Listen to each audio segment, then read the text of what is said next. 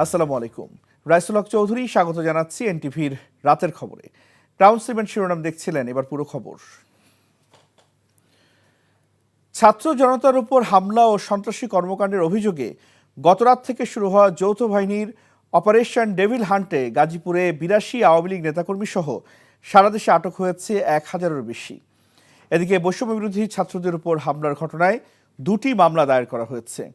আওয়ামী লীগের নেতাকর্মীরা নৈরাজ্য সৃষ্টির জন্য গাজীপুরে অস্ত্রের মজুদ গড়ে তুলছে বলেও জানান নগরীর পুলিশ কমিশনার নাজমুল করিম খান।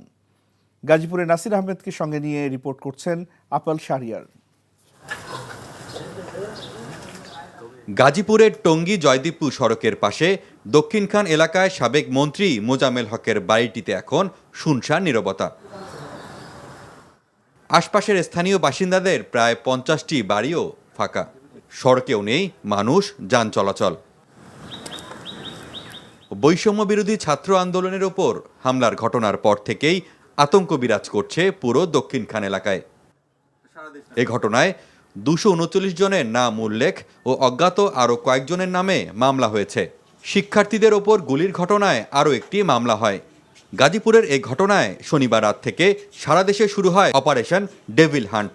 অভিযানে নৈরাজ্য সৃষ্টির অভিযোগে স্থানীয় আওয়ামী লীগ ও সহযোগী সংগঠনের বেশ কয়েকজনকে গ্রেপ্তার করা হয়। এ অভিযান অব্যাহত থাকবে বলে জানান মহানগর police commissioner. Operation devil hunt নামে একটি অপারেশন চালু করেছেন।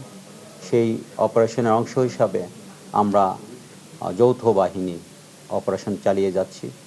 আমরা আশা করছি গাজীপুরে তারা প্রচুর পরিমাণে অস্ত্র ঢুকিয়েছে, গাজীপুরকে অশান্ত করার চেষ্টা করছে। আমরা এ পর্যন্ত ৮২ জন গ্রেপ্তার করেছি এবং আমরা আশা করছি তাদেরকে প্রত্যেককে আইনের আওতায় আনবো এবং যারাই জনগণকে অশান্ত করবে, যারা জনগণের বিরুদ্ধে দাঁড়াবে। সামাজিক যোগাযোগ মাধ্যমে অস্থিরতা সৃষ্টিকারীদের বিরুদ্ধেও ব্যবস্থা নেওয়া হচ্ছে বলে জানান তিনি। গাজীপুরকে কেন্দ্র করে যারা অতীত সরকার তারা ডিক্লেয়ার দিয়েছে, যারা আমাদেরকে ঘুমাতে দেয় না, আমরা গাজীপুরবাসীকে ঘুমাতে দেব না, আমরা জনগণকে ঘুমাতে দেব না। যারা যখন ডিক্লেয়ার দেয় জনগণকে ঘুমাতে দিবে না, জনগণকে প্রতিপক্ষ ভেবে জনগণকে শান্তি দিবে না, এই কথা বলে, তখন পুলিশের জন্য এটি একটি চ্যালেঞ্জের ব্যাপার হয়ে যায়। আন্দোলনরত শিক্ষার্থীদের ওপর হামলা ও গুলিবর্ষণের প্রতিবাদে বিক্ষোভ মিছিল ও অবস্থান কর্মসূচি পালন করেছে বিভিন্ন শিক্ষা প্রতিষ্ঠানের শিক্ষার্থীরা। কালিয়াকৈর উপজেলার ঢাকা-টাঙ্গাইল মহাসড়কের চন্দ্রা এলাকায় সড়ক অবরোধ করা হয়। Apple Shahriar, NTV news, Gazipur. এদিকে দেশকে যারা অস্থিতিশীল করছে তাদেরকে নির্মূল না করা পর্যন্ত যৌথ বাহিনীর অভিযান চলবে বলে জানিয়েছেন স্বরাষ্ট্র উপদেষ্টা অবসরপ্রাপ্ত লেফটেন্যান্ট জেনারেল জাহাঙ্গীর আলম চৌধুরী। রাজধানীর খামারবাড়িতে নবনির্মিত মৃত্তিকা ভবন পরিদর্শন শেষে এই কথা জানান তিনি। নাজিবুর রহমানের রিপোর্ট। গাজীপুরের ছাত্র জনতার উপর সন্ত্রাসীদের হামলার ঘটনার পরই গাজীপুর সহ সারা দেশে শুরু হয় অপারেশন ডেভিল হান্ট। জড়িতদের গ্রেফতার করতে পুলিশ, র্যাব ও সেনাবাহিনীর সমন্বয়ে চলে ব্যাপক তৎপরতা।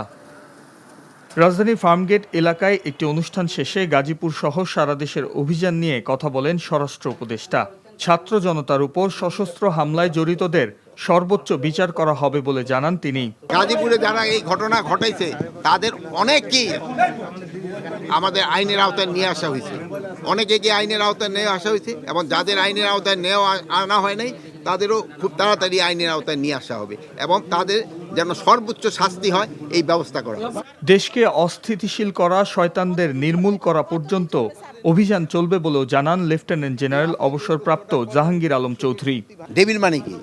শয়তানের তো টার্গেট এটাই, যারা দেশকে অস্থিতিশীল করার চেষ্টা করে, এই ক্ষেত্রে যারা আইন অমান্য করে, দুষ্কৃতিকারী এবং সন্ত্রাসী, তারা এইটার টার্গেট।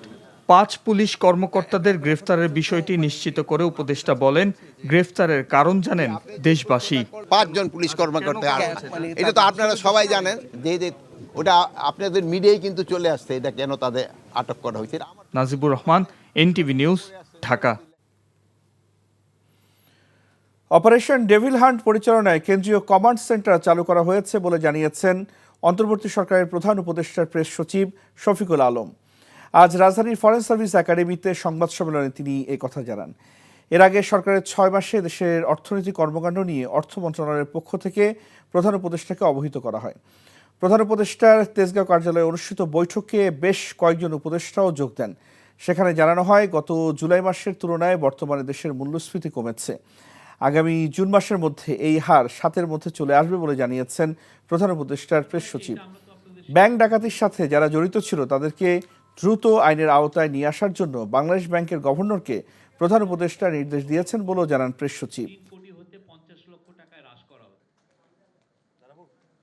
সমন্বয় করবে হোম মিনিস্ট্রির এখানে সবাই এখানে প্রত্যেকটা বাহিনীর প্রতিনিধি থাকবেন এবং কন্টিনিউয়াসলি এটা মনিটর হবে। আপনারা এটা আস্তে আস্তে জানতে পারবেন কি কি থাকবে কি কি থাকবে না। এটা আরো আজকে তো কাজ শুরু করবে, আপনারা যখন এটা ফুললি কাজ হবে আপনারাই ওখানে যে বুঝবেন যে তারা কিভাবে কাজ করছে।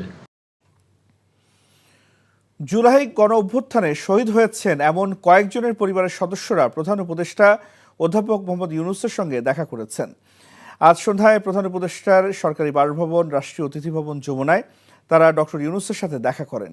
গণ অভ্যুত্থানে হত্যাকাণ্ডের বিচার, আহত ও শহীদ পরিবারের রাষ্ট্রীয় সম্মাননা ও স্বীকৃতি, আর্থিক সহযোগিতা ও পুনর্বাসন সহ নানা বিষয়ে আলোচনা হয়।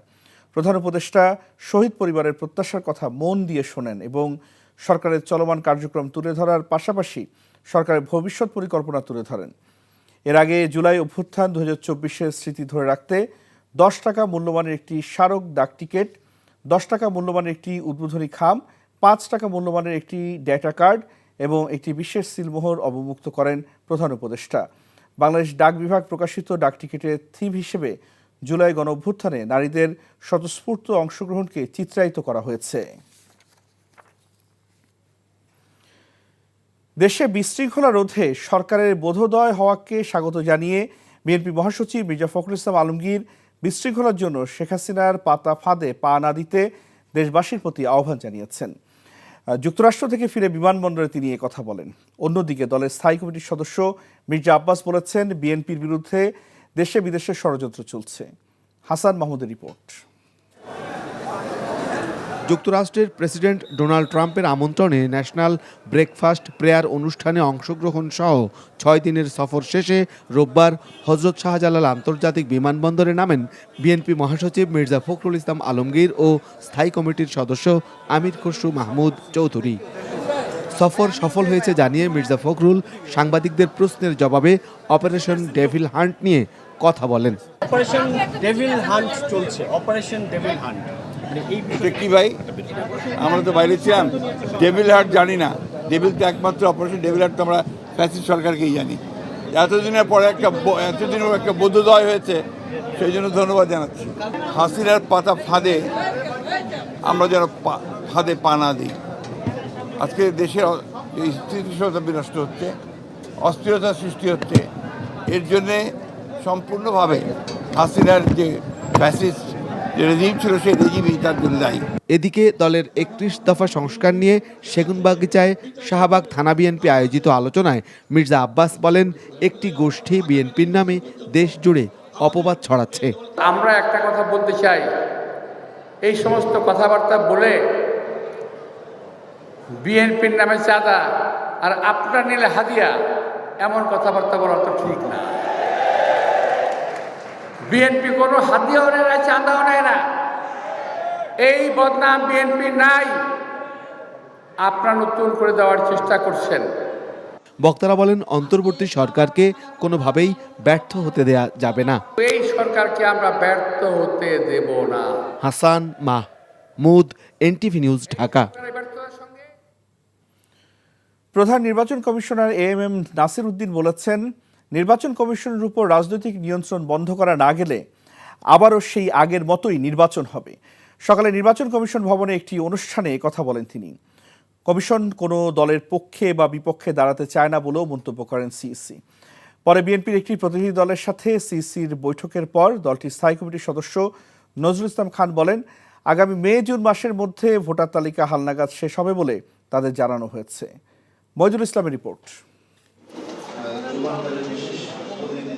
Reporters forum for election and democracy RFEDর বার্ষিক সাধারণ সভায় প্রধান নির্বাচন কমিশনার কথা বলেন আগামী নির্বাচন সম্পর্কে কমিশনের অবস্থা নিয়ে। কমিশনের ওপর রাজনৈতিক নিয়ন্ত্রণ বন্ধ করা না গেলে আবারও সেই আগের মতোই নির্বাচন হবে মন্তব্য করে সিইসি বলেন, কমিশন কোনো দলের পক্ষে বা বিপক্ষে দাঁড়াতে চায় না। রাজনৈতিক নিয়ন্ত্রণ অন দ্য ইলেকশন কমিশন, এটা আমার কাছে খুব বড় কারণ মনে হয়েছে অতীতে। এটার থেকে আমাদেরকে বেরিয়ে আসতে হবে, যে কোনোভাবে বেরিয়ে আসতে হবে, নাইলে কিন্তু ইলেকশন কমিশন তার দায়িত্ব সঠিকভাবে পালন করতে পারবে না, আবার সেই পুরানো ইতিহাসের পুনরাবৃত্তি হবে। আমাদের প্রতিটা প্রতিষ্ঠান নষ্ট হয়েছে, দোষ যদিও সবাই ইলেকশন কমিশনকে দিচ্ছে, কিন্তু আমি তো দেখি যে কোন প্রতিষ্ঠানটা ভালো আছে বলেন, কোন ইনস্টিটিউশনটা অক্ষত আছে বলেন। প্রত্যেকটা যেখানে যাবেন আপনি, যে ডিপার্টমেন্ট আপনি যান না কেন, all the institutions are rotten now. Why? Again, that issue you have to raise because of the politicalization of the all institutions. এদিকে বেলা 3:30টার দিকে নির্বাচন কমিশনের সাথে বৈঠকে বসেন বিএনপির স্থায়ী কমিটির সদস্য নজরুল ইসলাম খান, সালাউদ্দিন আহমেদ ও সেলিমা রহমান। বৈঠকে প্রধান নির্বাচন কমিশনার সহ অন্য কমিশনারদের সাথে ভোটার তালিকা হালনাগাদ সহ নির্বাচনের প্রস্তুতি বিষয়ে জানতে চান বিএনপির প্রতিনিধি দলটি। আমাদের কাছে মনে হয়েছে তাদের কথায় যে আগামী মে মাস, জুন মাসের মধ্যে তারা পরিপূর্ণভাবে প্রস্তুত হবেন voter list, updated voter list দিয়ে নির্বাচন অনুষ্ঠানের বিষয়ে। যদি পূর্ণ প্রস্তুতি তাদের থাকে, তাহলে প্রাসঙ্গিক আরও কোনো প্রবলেম থাকলে সেটা দূর করে খুব দ্রুতই জাতীয় নির্বাচন অনুষ্ঠান সম্ভব। নির্বাচন কমিশন বলছিল যে সংস্কার কমিশন যে প্রস্তাব করছে সেখানে তাদের ক্ষমতা খর্ব হচ্ছে, এই বিষয়ে আজকে নির্বাচন কমিশন আপনার কিছু বলেছে না? আমরাও যদি মনে করি যে কোনো সংস্কার কমিশনের কোনো প্রস্তাব সুষ্ঠু নির্বাচনের পথে অন্তরায়, ওটা তো নির্বাচন কমিশন কেন, আমরাও বাধা দেব। আগামী জাতীয় সংসদ নির্বাচন এবং দেশের চলমান রাজনৈতিক প্রেক্ষাপট নিয়ে সোমবার প্রধান উপদেষ্টা ডক্টর মোহাম্মদ ইউনূসের সাথে বিএনপি বৈঠকে বসবে বলে জানিয়েছেন দলটির স্থায়ী কমিটির সদস্য নজরুল ইসলাম খান। আগামীকাল আপনারা জানেন যে প্রধান উপদেষ্টার সঙ্গে আমাদের একটা আলোচনা আছে। মইদুল ইসলাম, এনটিভি নিউজ, ঢাকা। ভারতে বসে শেখ হাসিনার রাজনৈতিক বক্তব্য ও রাজনৈতিক কর্মকাণ্ডকে বাংলাদেশের মানুষ ভালোভাবে নিচ্ছে না জানিয়ে পররাষ্ট্র মন্ত্রণালয়ের মুখপাত্র রফিকুল আলম বলেছেন, বাংলাদেশ যেমন কোনো দেশের অভ্যন্তরীণ বিষয়ে হস্তক্ষেপ করে না, তেমনি অন্য দেশের বিষয়েও বাংলাদেশ একই রকম প্রত্যাশা করে। সাবেক প্রধানমন্ত্রী ভারতে অবস্থান করে বিভিন্ন সময়ে রাজনৈতিক বক্তব্য প্রদান করছেন, যা বাংলাদেশের জনগণ ভালোভাবে নিচ্ছে না। এ বিষয়ে গত 6 ফেব্রুয়ারি 2025 তারিখে ভারতের পররাষ্ট্র মন্ত্রণালয়ের একটি বক্তব্য অন্তর্বর্তীকালীন সরকারের নজরে এসেছে। বাংলাদেশের অভ্যন্তরীণ বিষয়ে ভারতের পররাষ্ট্র মন্ত্রণালয়ের এই বক্তব্য প্রদান অপ্রত্যাশিত এবং অনাকাঙ্ক্ষিত। আমরা প্রতিবেশী দেশটিতে নানা ধরনের বিরূপ পরিস্থিতির উদ্ভব হতে দেখেছি, কিন্তু বাংলাদেশ কোনো রাষ্ট্রের অভ্যন্তরীণ বিষয়ে সরকারিভাবে কোনো বক্তব্য প্রদান করে না। অন্যদের কাছ থেকেও বাংলাদেশ একই ধরনের আচরণ আশা করে। আগামী নির্বাচনে প্রবাসীদের ভোটাধিকার নিশ্চিতের দাবি জানিয়েছে জাতীয় নাগরিক কমিটি। বিকেলে রাজধানীর বাংলা মোটরে জাতীয় নাগরিক কমিটির কেন্দ্রীয় কার্যালয়ে সংবাদ সম্মেলনে এই দাবি জানান সংগঠনটির মুখ্য সংগঠক সার্জিস আলম। বলেন, দেশে যখন বাংলা ব্লকেট কর্মসূচি পালন হচ্ছিল, তখন রেমিটেন্স যোদ্ধারা রেমিটেন্স শাটডাউন কর্মসূচি পালন করেছে। ছাত্র জনতার স্বৈরাচার পতনের আন্দোলনে প্রবাসীরা যেভাবে সমর্থন দিয়েছেন, সেজন্য দেশের মানুষ আজীবন তাদের প্রতি কৃতজ্ঞ থাকবে। এদিন 30টি দেশের 75 জন প্রতিনিধি নিয়ে কেন্দ্রীয় প্রবাসী কমিটি ঘোষণা করা হয়। সারা বিশ্বে ছড়িয়ে থাকা প্রায় 1.5 কোটি প্রবাসী বাংলাদেশিদের অভিজ্ঞতা ও দক্ষতাকে দেশের উন্নয়ন ও পুনর্গঠনের কাজে যুক্ত করাই এই কমিটির মূল লক্ষ্য বলে জানানো হয়। যেখানে আমরা আমাদের প্রবাসী ভাইদের রেমিটেন্স দিয়ে আমাদের অর্থনীতির চাকাকে সচল রাখি, সেখানে অর্থনীতির এত বড় একটা আমাদের স্টেক হোল্ডার, তাদেরকে আমরা জনপ্রতিনিধি নির্বাচনে অংশগ্রহণ করতে দিব না বা সেই সুযোগটি তৈরি করব না, এটা অবশ্যই কখনোই সমীচীন নয়। সেই জায়গায় আমরা এই 2025 এবং এই 24 অভ্যুত্থান পরবর্তী সময়ে যে নির্বাচনটি হবে, আমরা অবশ্যই জাতীয় নাগরিক কমিটির পক্ষ থেকে সেই নির্বাচনে আমাদের সকল প্রবাসী ভাইদের ভোটাধিকার আমরা নিশ্চিত দেখতে চাই। বাংলাদেশ জামায়াতে ইসলামীর আমির ডাক্তার শফিকুর রহমান বলেছেন, মৌলিক সংস্কার ছাড়া এই মুহূর্তে নির্বাচন হলে সেটি হবে নির্বাচনের গণহত্যা। তিনি বলেন, একটি বড় গণহত্যার পর সুষ্ঠু পরিবেশ ফিরিয়ে আনার পরেই নির্বাচন দেওয়া উচিত। বিকেলে সিলেট কেন্দ্রীয় সাহিত্য সংসদে ষষ্ঠ থেকে দশম শ্রেণীর শিক্ষার্থীদের মধ্যে শিক্ষা উপকরণ বিতরণ কর্মসূচির আয়োজন করে সিলেট মহানগর জামায়াত। অনুষ্ঠানে প্রধান অতিথি ছিলেন জামায়াত আমির। প্রশ্নের জবাবে তিনি বলেন, স্বাধীনতার পর থেকে দেশের আইনশৃঙ্খলা পরিস্থিতি কখনোই ভালো ছিল না। অতীত কর্মকাণ্ডের জন্য জামায়াতের উপর জনগণের আস্থা নেই। উপদেষ্টা নাহিদ ইসলামের এমন মন্তব্যের জবাবে তিনি বলেন, জামায়াত অতীত নিয়ে কামড়াকামড়ি করে না। যারা গুলি করেছে তারা দুর্বৃত্ত। এভাবে গুলি করার অধিকার কাউকে কারো নেই। প্রতিবাদ করতে করবে।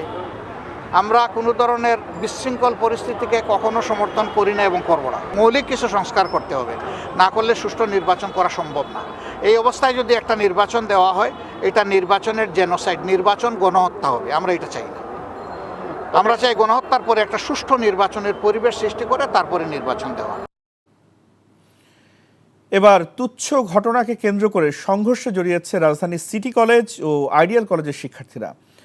কথা কাটাকাটির জেরে বিকেলে উভয় পক্ষ সংঘর্ষে জড়ায় বলে ভাষ্য পুলিশের। থেমে থেমে ঘণ্টা দুয়েক চলে দুই পক্ষের মধ্যে ইট পাটকেল নিক্ষেপ। এদিকে 4 দফা দাবি বাস্তবায়নের দাবিতে মেডিকেল অ্যাসিস্ট্যান্টস ট্রেনিং স্কুল মেটসের শিক্ষার্থীরা সচিবালয় অভিমুখে যাত্রা করলে তাদের ছত্রভঙ্গ করতে লাঠিচার্জ করেছে পুলিশ। সাদরিনা খন্দকারকে সাথে নিয়ে রিপোর্ট করছেন মেজবাহ হাসান। রাজধানীর নীলক্ষেত থেকে সায়েন্স ল্যাব এলাকা যেন এক রণক্ষেত্রের নাম।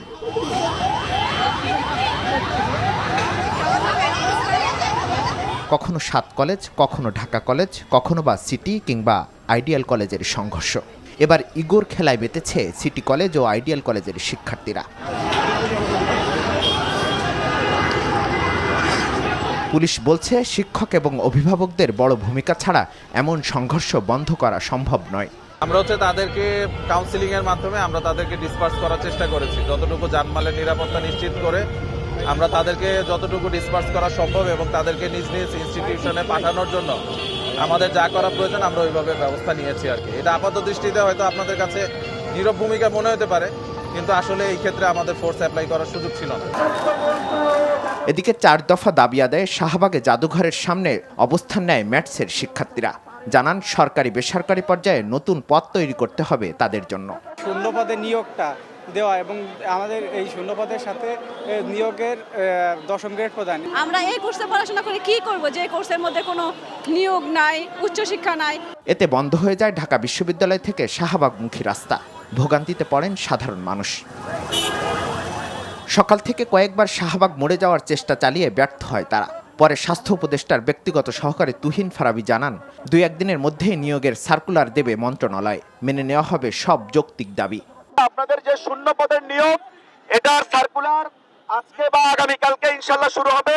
আপনাদের যে গ্রেডের বিষয়টা, 10ম গ্রেডের বিষয়টা ইতিমধ্যে আপনাদের আন্দোলনের আলোকে স্বাস্থ্য মন্ত্রণালয় থেকে চিঠি ইস্যু করে অলরেডি জনপ্রশাসন মন্ত্রণালয়ে পাঠিয়ে দেওয়া হয়েছে। তবে তা মানতে নারাজ শিক্ষার্থীরা। ঘোষণা দেন সচিবালয় অভিমুখে যাত্রা করার। বিকেলে ব্যারিকেড ভেঙে সচিবালয় মুখে যাত্রা করলে লাঠিপেটা করে ছত্রভঙ্গ করে দেয় আইন শৃঙ্খলা বাহিনী। Mezbah Hasan, NTV news, Dhaka.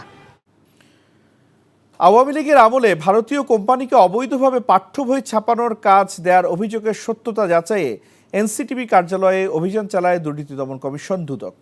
দুপুরে দুদকের একটি দল এনসিটিবি কার্যালয়ে যায়। দুদকে আসা অভিযোগে বলা হয়, আওয়ামী লীগ সরকারের আমলে দক্ষিণ কোরিয়ান কোম্পানিকে অন্যায়ভাবে বঞ্চিত করে প্রাথমিকে 2 কোটি কপি পাঠ্য বই ছাপার কাজ দেওয়া হয় ভারতীয় কোম্পানিকে। 2017 শিক্ষাবর্ষের ওইসব পাঠ্য বই ছাপার জন্য দক্ষিণ কোরিয়ার একটি কোম্পানি সর্বনিম্ন দরদাতা হয়, কিন্তু প্রায় 50 কোটি টাকার ছাপার কাজ তাদের না দিয়ে আওয়ামী লীগ সরকার উচ্চ মহলের ইশারায় সেই কাজ দেয় ভারতের একটি কোম্পানিকে। ভারতকে পাঠ্যপুস্তক ছাপানোর কাজ দিয়ে কি পরিমাণ বৈদেশিক মুদ্রার ক্ষতি হয়েছে তা খতিয়ে দেখবে দুদক। রাজনৈতিক দুর্বৃত্তায়নের সাথে যুক্তদের মুখোশ উন্মোচন করার আহ্বান জানিয়েছেন নাগরিক ঐক্যের সভাপতি মাহমুদুর রহমান মান্না। বিকেলে ঢাকা বিশ্ববিদ্যালয়ের সিনেট ভবনে ডিউডিএস ও ডেমোক্রেসি ইন্টারন্যাশনালের আয়োজনে সংস্কার ও নির্বাচন শীর্ষক আলোচনা সভায় এমন মন্তব্য করেন তিনি। বলেন, সরকার আন্তরিক না হলে বিশ্ববিদ্যালয় প্রশাসন চাইলেও ডাকসু নির্বাচন সম্ভব নয়। অভিযোগ করেন 5 আগস্ট ফ্যাসিবাদের পতন হলেও দেশে চাঁদাবাজি, দখল, ঘুষ বন্ধ হয়নি। প্রশাসনিক জটিলতা দূর করে দ্রুত ডাকসু নির্বাচনের তফসিল ঘোষণার দাবি জানান বিভিন্ন ছাত্র সংগঠনের নেতারা। ডাকসুর গঠনতন্ত্র পরিবর্তন আনার পরামর্শ দেন তারা। কনজিউমার অ্যাসোসিয়েশন অব বাংলাদেশ ক্যাবের উদ্যোগে স্কুল পর্যায়ে নিরাপদ ও পুষ্টিকর খাদ্য সচেতনতা বিষয়ক ক্যাম্পেইন অনুষ্ঠিত হয়েছে।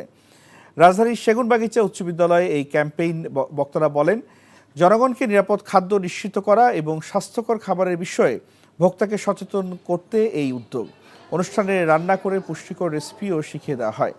এই ক্যাম্পেইনের মাধ্যমে শিক্ষার্থীদের মধ্যে এ বিষয়ে সচেতনতা বৃদ্ধি পাবে জানিয়ে বক্তারা বলেন, স্বাস্থ্য ভালো না থাকলে লেখাপড়ায় মনোযোগী হওয়া যায় না। তাই নিরাপদ ও পুষ্টিকর খাদ্য গ্রহণে সবাইকে সচেতন হওয়ার তাগিদ দেন বক্তারা।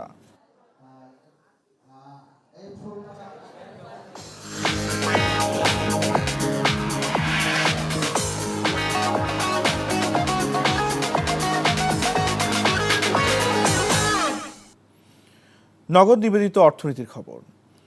অন্তর্বর্তী সরকারের ব্যর্থতা আছে, বড় সংস্কার বা অনেক কিছু করতে পারবে না, তবে পদচিহ্ন রেখে যেতে চায় বলে জানিয়েছেন অর্থ উপদেষ্টা ডক্টর সালেউদ্দিন আহমেদ। দুপুরে সচিবালয়ে এক অনুষ্ঠানে এসব বলেন তিনি। রিপোর্ট করছেন রকুনউদ্দিন। রোববার সচিবালয়ে দায়িত্ব পালন করা সাংবাদিকদের সংগঠন বিএসআরএফ আয়োজিত বাংলাদেশের অর্থনীতিতে রেমিটেন্সের ভূমিকা শীর্ষক সেমিনারে যোগ দেন অর্থ উপদেষ্টা। জোর দেন দেশের স্বার্থে বৈধ পথে রেমিটেন্স পাঠানোর ওপর। সৌদি আরব সহ অনেক দেশের জেলখানায় বন্দি বাংলাদেশিদের ফেরাতে উদ্যোগ নেওয়া হবে বলেও জানান তিনি। এটা আমাদের দিক থেকে, পলিসি দিক থেকে অনেকদিন যাবতীয় ফেলিউর, এটাই আমাদের ব্যর্থতা। এ সময় তার কাছে সাংবাদিকরা জানতে চান, গেল 6 মাসে দেশের অর্থনীতিতে কি পরিবর্তন আনতে পারলেন। অনেকে ভাবে যে কিছুই হয় নাই, 6 মাসে কিছুই হয় নাই, কিছুই করে নাই, ওনারা অত্যন্ত অদক্ষ। হ্যাঁ, কিছুটা ওনাদের মতো এত দক্ষ না, যারা কথাবার্তা বলে এত দক্ষ না। একেবারে যে দক্ষতা নাই তাও না। সাপোজ আমরা নিতাম না, পলিটিক্যাল গভর্নমেন্ট থাকতো, ওই উন্নয়নের বার্তা আমাদের শোনাইতো, ইনফ্লেশন কমে গেছে, গ্রোথ বেড়ে গেছে, যাই হোক যেটা হবে। আর তাছাড়া বাইরে যারা ডোনাররা আছে তারা কিন্তু মোটামুটি সন্তুষ্ট যে আমরা যে টাকাটা নেব ওটা it will be worth spending. প্রশ্ন ছিল, তাহলে অন্তর্বর্তী সরকার লক্ষ্য অনুযায়ী কাজ করতে পারলো কতটা, আর হঠাৎ করে ভ্যাট বাড়িয়ে ঘাটতিই বা মিলল কতটা। ভ্যাট একটু সুবিধা এসআরও দিয়ে আমি করতে পারি, অর্থাৎ এখানে কিন্তু খুব বেশি টাকা না, মাত্র 12,000 কোটি টাকা, খুব বেশি টাকা উঠছে না। কিছু কিছু এফেক্ট করেছে নেগেটিভ। আর আমি ইনকাম ট্যাক্স যেমন সিগারেট আছে, এটা আছে, সেটা তো আপনারা দেখবেনই। ওরা তো প্রায় 13% আমাদের রেভিনিউ ওরাই তো দেয়। এমন হবে যে সিগারেট খাওয়া ছেড়ে দেবে না পুরো। আমরা করছি, ব্যর্থতা আছে, কিন্তু একটু লোকজনকে একটা স্টান্স দেবেন যে ওনারা চেষ্টা করছে যতটুকু। এবং we want to live a footprint. আমরা সব কিছু করতে পারবো না, বড় বড় সংস্কারও করতে পারবো না, অ্যাটলিস্ট আমরা যেটা করছি লোকজন কনভিন্স, এটা যেন ওরা কন্টিনিউ করে। বলতে গেলে প্রতিদিনই দাবি আদায়ে সড়ক অবরোধের যৌক্তিকতা নেই বলেও মনে করেন অর্থ উপদেষ্টা। আমরা অনেক চাপের মধ্যে আছি, 100টা চাপের মধ্যে আমরা 10টা মানি। এই যে আপনার রেলওয়ের ডিমান্ড, সেই ব্রিটিশ আমলের ল, ওভার টাইম দাও, আচ্ছা ওভার টাইম দিলাম, লিমিট ছিল বলে লিমিট উঠিয়ে দাও, সেটা আবার পরে উঠিয়ে দাও। কদিন পরে বলো আমরা চাকরি না করে বেতন দাও, তখন যদি কী করবো আমি। রকুনউদ্দিন, এনটিভি নিউজ, ঢাকা। ভ্যাট অব্যাহতি ও পূর্বের ভ্যাট পুনর্বহালের দাবিতে বাংলাদেশ পাদুকা প্রস্তুতকারক সমিতির কেরানীগঞ্জ ও ঢাকা জেলাসহ বিভিন্ন এলাকার পাদুকা ব্যবসায়ীরা মানববন্ধন কর্মসূচি পালন করেছে। মানববন্ধনের সমিতির নেতারা জানান, প্লাস্টিক জুতার পূর্বের অব্যাহতির সুবিধা বাতিল করে 15% ভ্যাট আরোপের প্রস্তাব বাস্তবায়িত হলে ক্ষুদ্র ও মাঝারি পাদুকা শিল্প মারাত্মক ক্ষতির সম্মুখীন হবে। মানববন্ধন কর্মসূচিতে উপস্থিত ছিলেন পাদুকা প্রস্তুতকারক সমিতির সাধারণ সম্পাদক আব্দুল কুদ্দুস রানা, সিনিয়র সহসভাপতি রেজাউল করিম সহ বিভিন্ন পাদুকা প্রতিষ্ঠানের মালিক, কর্মকর্তা, কর্মচারী ও কারখানা শ্রমিকরা। দাবি আদায় না হলে শ্রমিকরা বৃহত্তর কর্মসূচি দেওয়ার হুঁশিয়ারি দিয়েছে। এই ছিল রাতের খবর। এই খবরের ভিডিও আপডেট জানতে ভিজিট করুন এনটিভি অনলাইন www.ntvbd.com। এছাড়াও এনটিভি জনপ্রিয় সব অনুষ্ঠান ও খবরে আপডেট জানতে ভিজিট করুন আমাদের ইউটিউব ও ভেরিফাইড ফেসবুক পেজ। রাত 1টায় মধ্যরাতের খবর দেখার আমন্ত্রণ রইল। ধন্যবাদ সবাইকে, শুভরাত্রি।